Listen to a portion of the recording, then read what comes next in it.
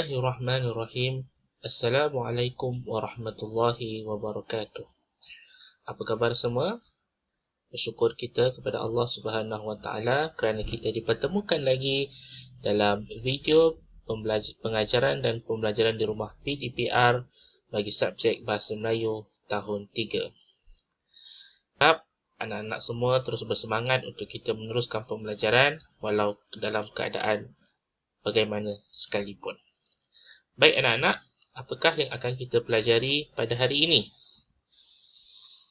Jadi, semua murid-murid boleh merujuk ke dalam buku teks di bawah unit 11, iaitu hormat menghormati budaya kita.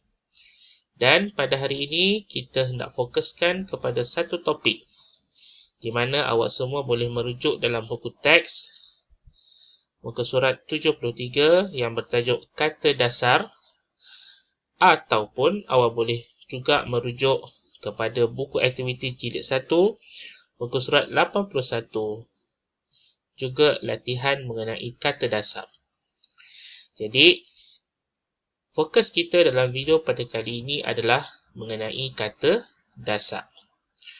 Apa itu kata dasar? Mari kita sama-sama saksikan. Ya murid-murid, bila kita sebut kata dasar, apakah yang bermain dalam fikiran awak semua? Apa itu kata dasar?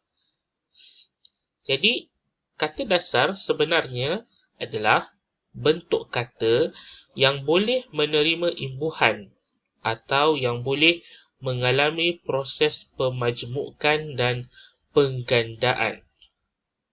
Sekali lagi cikgu bacakan. Kata dasar ialah bentuk kata yang boleh menerima imbuhan atau yang boleh mengalami proses pemajmukan dan penggandaan. Untuk lebih faham, mari kita melihat contoh-contoh berikut. Kata dasar. Tengok perkataan ini. Alat. Alat adalah kata dasar. Dan bagaimana alat ini boleh menjadi satu kata majmuk ataupun kata terbitan? Ya, dia boleh jadi satu perkataan lain apabila kita meletakkan imbuhan pada perkataan ini. Contohnya, alat menjadi alatan ataupun peralatan. Jadi, kata dasarnya adalah alat. Dia boleh menjadi perkataan lain apabila kita meletakkan imbuhan seperti alatan, kita letak imbuhan an, dan peralatan, kita letak imbuhan per dan an. Contoh yang kedua, kata dasar rosak. Kata dasarnya adalah rosak. Dan apabila kita meletakkan imbuhan, dia boleh menjadi satu perkataan yang lain seperti kerosakan dan merosakkan. Jadi bila kita letak sahaja imbuhan, mungkin dia berubah makna dan mungkin dia jadi satu kata majmuk. Contoh yang ketiga, ambil. Ambil adalah kata dasar. Dan apabila kita tambah imbuhan pada perkataan ambil, dia mungkin boleh menjadi mengambil, boleh jadi ambilan, dan boleh jadi pengambilan. Contoh yang keempat, lapor. Lapor adalah kata dasar. Dan apabila kita tambah imbuhan dalam perkataan lapor ini, dia boleh jadi makna yang lain. Dia boleh jadi melapor, laporan, ataupun dilaporkan. Jadi ini adalah contoh-contoh kata dasar. Contoh-contoh kata dasar yang apabila diletakkan imbuhan, dia menjadi kata yang lain seperti kata majmuk dan sebagainya. Baik, cuba kita kenal pasti pula apakah kata dasar berdasarkan perkataan-perkataan berikut. Kita tengok ayat yang diberikan. Ayat yang pertama, Makcik Fatimah sangat mahir menganyam tikar. Jadi anak-anak murid, apakah kata dasar bagi perkataan menganyam? Ya, kata dasar bagi perkataan menganyam adalah anyam. Ayat yang kedua, Azira membalut luka di jari adiknya dengan kain. Apakah kata dasar bagi perkataan membalut.